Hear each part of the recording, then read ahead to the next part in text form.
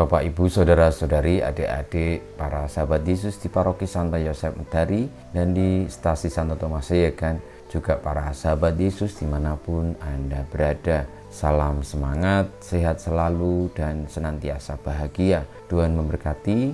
Marilah kembali kita belajar ilmu sejati pada hari Jumat tanggal 13 Agustus tahun 2021, hari biasa pekan ke-19.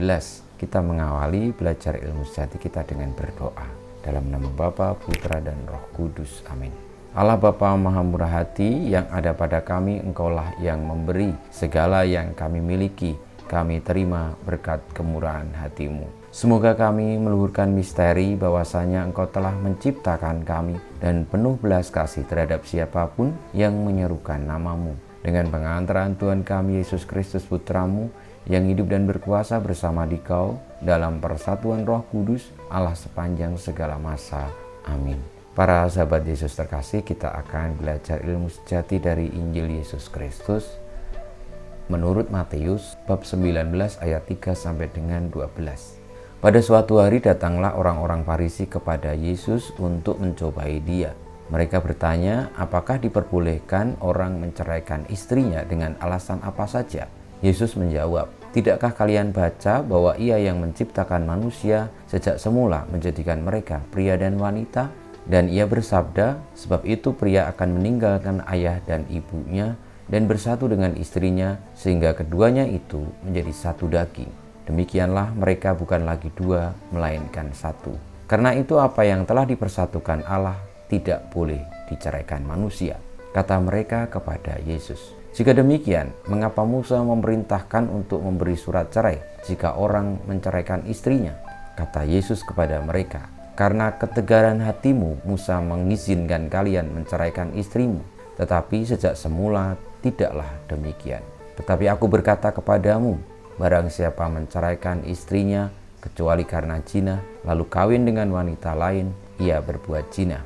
Maka murid-murid berkata kepada Yesus, jika demikian halnya hubungan antara suami dan istri, lebih baik jangan kawin.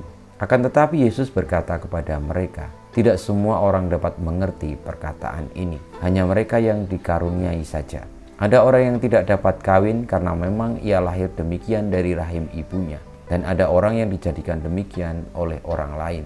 Dan ada orang yang membuat dirinya demikian karena kemauannya sendiri demi kerajaan surga. Siapa yang dapat mengerti, hendaklah ia mengerti. Demikianlah sabda Tuhan, terpujilah Kristus.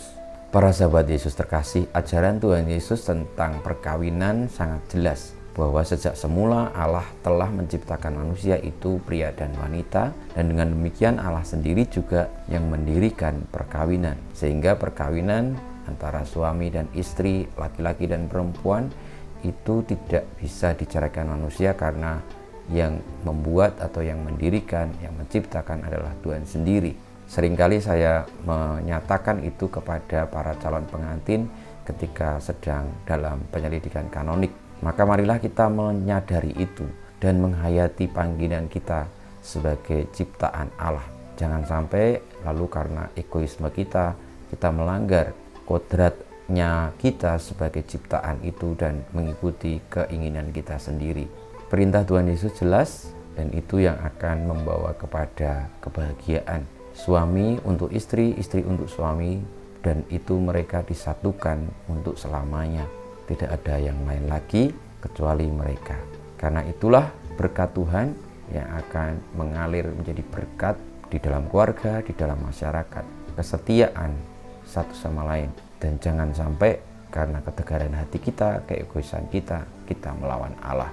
Sebagaimana tadi disampaikan Tuhan Yesus. Kita mohon berkat Tuhan, kemuliaan kepada Bapa dan Putra dan Roh Kudus, seperti pada permulaan, sekarang, selalu, dan sepanjang segala abad. Amin. Ya Yesus, jadikanlah hati kami seperti hati-Mu. Tuhan bersama-Mu dan bersama Roh-Mu, kita semua hidup kita, perjuangan kita untuk taat setia dengan kodrat kita sebagai ciptaan Allah dan sebagai anak-anak-Nya, senantiasa dibimbing, dilindungi, diberkati oleh Allah yang Maha Kuasa, Bapa dan Putra dan Roh Kudus. Amin.